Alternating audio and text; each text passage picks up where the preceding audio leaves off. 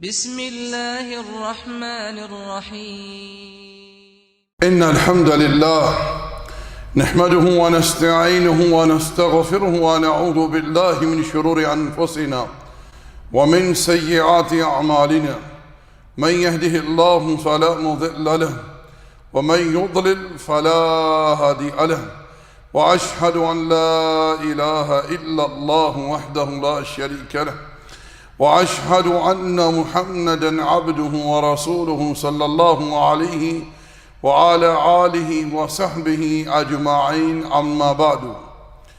برادران اسلام، آج اس نشست میں اللہ تعالی کی توفیق سے ہمارے درس کا عنوان ہے آیت الکرسی کی تفسیر۔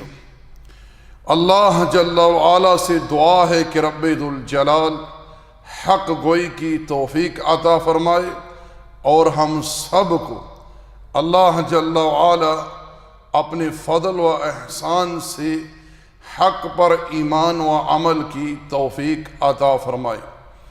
گزشتہ درس میں نے آپ لوگوں کے سامنے آیت الکرسی کی فضیلت میں 4 احادیث بیان کی تھی۔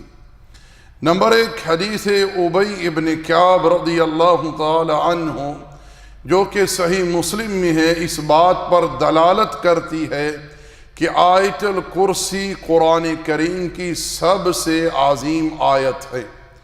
نمبر 2 حدیث ابو امامہ البہلی رضی اللہ تعالی عنہ جو کہ سنن نسائی میں ہے، اس بات پر دلالت کرتی ہے کہ ہر فرض نماز کے بعد آیت الکرسی کی تلاوت مشروع ہے۔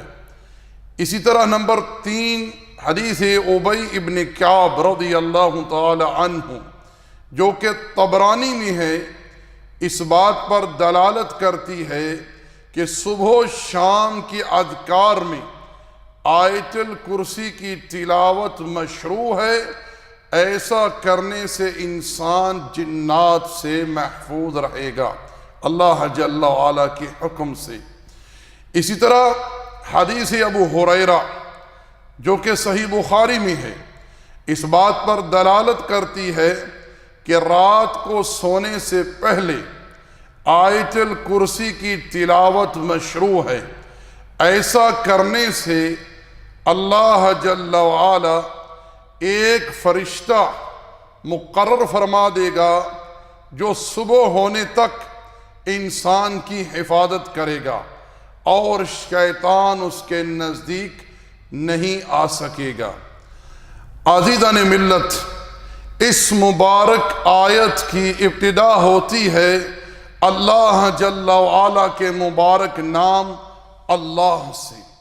رب ذوالجلال نے قرآن مجید میں ارشاد فرمایا، اننی انا اللہ لا الہ الا انا فاعبدنی۔ میرے بھائیو، میرے دوستو، اللہ تقدس و تعالی کا ذاتی نام ہے۔ مخلوقات میں سے کسی کی یہ جرت نہیں کہ وہ اپنے آپ کو اللہ کہے۔ اللہ صرف رب ذوالجلال کے شایان شان ہے۔ اللہ جل وعلا کا یہ مبارک نام، یہ مقدس نام قرآن مجید میں 2500 سے زائد مرتبہ ذکر ہوا ہے۔ اللہ کا اصل الالہ ہے، بمعنی معبود۔ اکثر اہل علم نے اسی نام کو اسم آدم کہا ہے، جس کے ذریعے جب بھی رب ذوالجلال کو پکارا جائے، اللہ سے دعا کی جائے، رب ذوالجلال اس پکار کو، اس دعا کو شرف قبولیت عطا فرماتا ہے۔ اللہ جل وعلا کا یہ مبارک نام رب ذوالجلال کی تمام صفات کا موصوف بنتا ہے، جیسا کہ اللہ جل وعلا نے سورۃ الحشر کی آخری آیات میں ارشاد فرمایا، هو اللہ الذی لا الہ الا هو عالم الغیب والشہادہ۔ وہ اللہ ہی ہے جس کے سوا کوئی معبود حق نہیں، غائب اور ظاہر کے جاننے والا۔ هو اللہ الذی لا الہ الا ہو، وہ اللہ ہی ہے جس کے سوا کوئی معبود حق نہیں۔ الملک، بادشاہ، القدوس، نہایت ہی پاک ہر عیب سے، السلام، سلامتی دینے والا، المؤمن، امن عطا کرنے والا، المہیمن، ہر شے پر نگہبان، العزیز، غلبے والا، الجبار، زور آور، المتکبر، بڑھائی والا، کبریائی والا۔ سبحان اللہ عما یشرکون، پاک ہے اللہ ہر قسم کے شرک سے۔ هو اللہ الخالق الباری المصور، وہی اللہ ہے جو خالق ہے ہر چیز کا، جو عدم سے وجود بخشنے والا، صورت عطا کرنے والا۔ یسبح له ما فی السماوات والارض وهو العزیز الحکیم، آسمانوں میں، زمین میں جو کچھ ہے اس کی تسبیح بیان کرتے ہیں، وہ زبردست حکمت والا ہے، تقدس و تعالی۔ ابن قیم رحمۃ اللہ علیہ فرماتے ہیں کہ اللہ جل وعلا کا یہ مبارک نام اللہ تعالیٰ کے تمام اسماء حسنہ اور صفات کے معنی کو اپنے اندر سمیٹے ہوئے ہیں۔ اللہ جل وعلا کی اس مبارک نام کے معنوی خصائص کا احاطہ کرنا ممکن نہیں ہے۔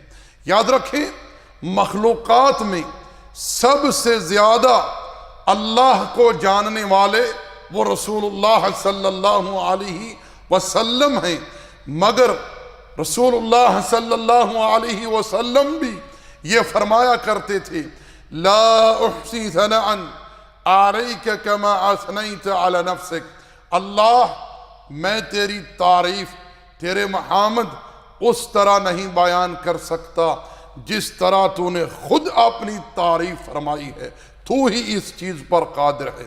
معزز دوستو، اس مبارک نام کے معنوی خصائص کا احاطہ کرنا کیوں کر ممکن ہو سکتا ہے، جبکہ اس مبارک نام والا یعنی اللہ جل وعلا ہر قسم کے جلال، کمال و جمال کا اکیلا ہی مالک ہے۔ ہر قسم کی تعریف، ہر قسم کی بزرگی، شان، مقام، جلالت، کبریائی، فضیلت، احسان، خیر کا وہی اکیلا مستحق ہے۔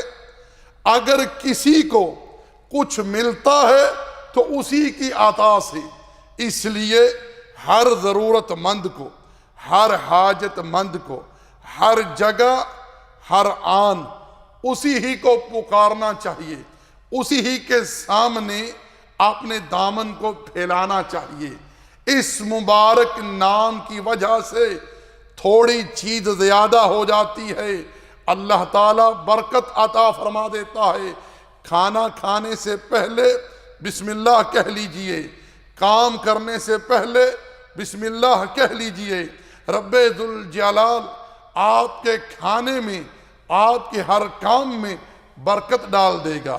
یہ مبارک نام خوف زدہ کو امن عطا کرتا ہے، فقیر کو غنی کر دیتا ہے، تنگ دست کو فراغی حاصل ہو جاتی ہے۔